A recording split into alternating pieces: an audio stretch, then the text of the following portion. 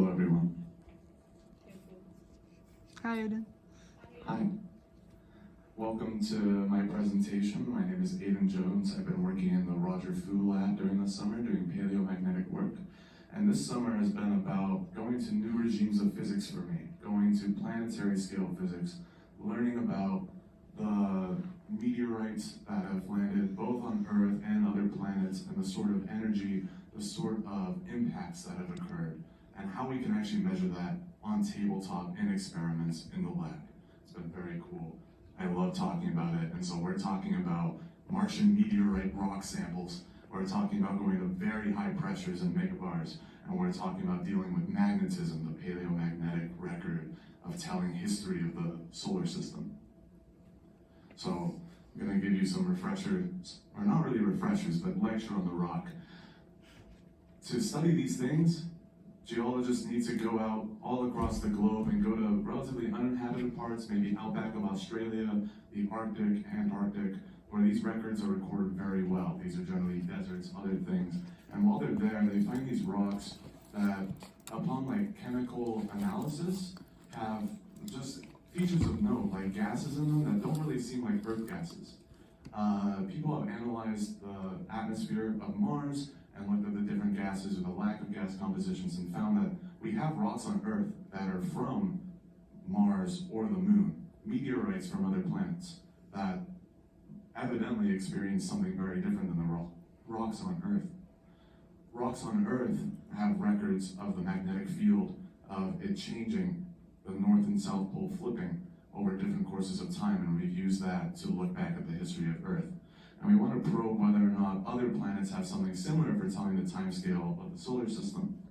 But when we see these rocks, they've all undergone some great pressure, some absolutely terrifying amounts of pressure that generally results in them losing their magnetism, going down, and then it's kind of unclear. Things kind of revive. We don't really know what goes on. Experimentally and theoretically, we kind of expect that their magnetic record disappears when they undergo these collisions. Yet, some rocks that we found are still very magnetic and should tell us the history of the solar system. So we really want to verify whether or not we can actually find this. So we have taken a rock, put it under a microscope, looked at a bunch of interesting features. Because we're studying magnetism, we look at the dark spots like this or all this. This is probably magnetite, an iron magnetic compound, very magnetic, definitely preserves the record. But then there are all these little bright spots around here that are probably sulfides, and there is this structure that happens when iron and sulfides connect, that their structure might be able to preserve the magnetism above the pressures we've looked at with other chemicals, other molecular compositions. And so our lab looks at these rocks, takes slices, and makes giant magnetic maps and analyzes all these compounds in deep detail. All this red and blue, these should all kind of be dipoles here. So here's a very clear example of a dipole. That's kind of the elementary magnetic moment. And we try to look to see if those still last at very high pressures. Now, how can we go to very high pressures in the lab? And so this is now a physics talk. This is now getting into what I love. This is talking about going to high pressures and still staring at it under a microscope. Very quickly, in the lab, we have a laser that fires through our big sample into an objective, just like most other microscopes. But these travel through diamonds. And these diamonds are clear, the light can travel through them, it doesn't really pose problems. And what will happen is that these diamonds squeeze, and you want to make sure that the thing stays at equal levels. So you have little stabilizer pieces of metal up here. In the very next slide, I'll go into this more. But this is a very stable sample arrangement to be able to analyze on a microscope, which then means that we can take up the pressure using diamonds in our quantum diamond microscope. This is a special thing that the Fu lab has and no other lab has.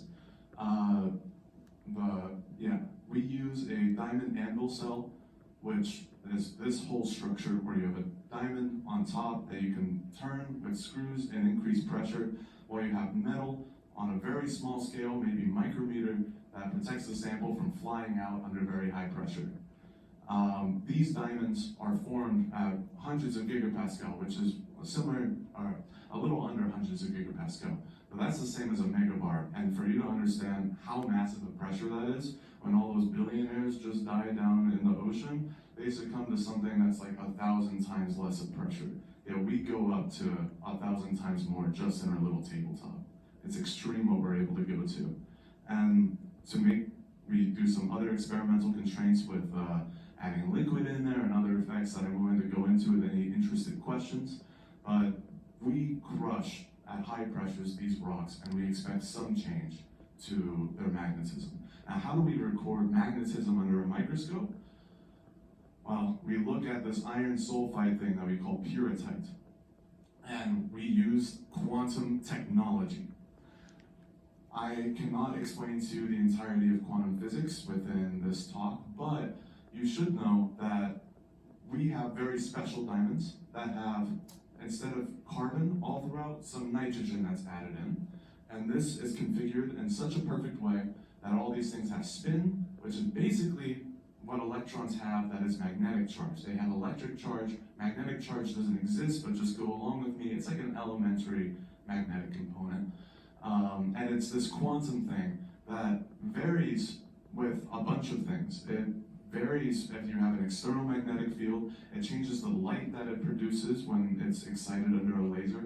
And it also changes due to pressures and other things. So I say batteries not included to mean that there's a lot of other stuff you have to go into the system to make it work. But these NV sensors, these nitrogen ion things, are embedded in the diamond, and fundamentally they release additional light that we're able to see the magnetism or the stress from. And because of that, we have a well-constructed system where we're able to accomplish experimentally these high-pressure magnetic readings in these rocks. And we're able to already see results. We're already working on looking at a bunch of different rocks, different chemical compositions.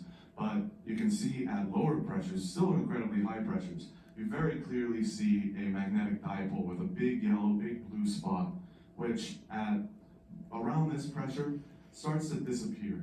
There's a transition around here where the chemical structure changes of the mineral, and it tends to lose its magnetic signal, so that once you go completely past, it is just noise in the system.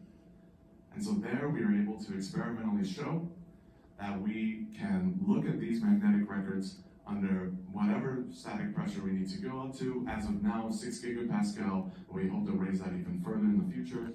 And it's just ongoing work to be able to understand what sort of planetary meteorite events can look like in our solar system to understand its history. I want to thank the NSF for sponsoring me this summer in the SPHERE program. I want to thank my mentor, Sarah Steele, out in the crowd, along with my lab mate joining me, Perry. I want to thank all the REU students for helping me crush this summer. And I want to thank the Quantum Diamond Microscope for making me do my physics this summer. Thank you so much.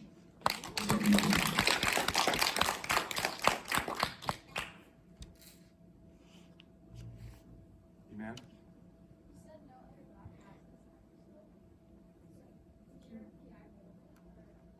Yeah, she asked, yes, I'll repeat the question. She asked, since no other lab has this, has my PI built it? And yes, and I should say when no other lab has it, I think there's one other one in the United States that has it. I'm saying that this is a very novel technology that isn't well dispersed, but the PI built it along with all the grad students in the lab, contributing to making all the software run neatly, setting up the optics, all of that. So people come here from Europe or all over the world to use our system to make measurements they want.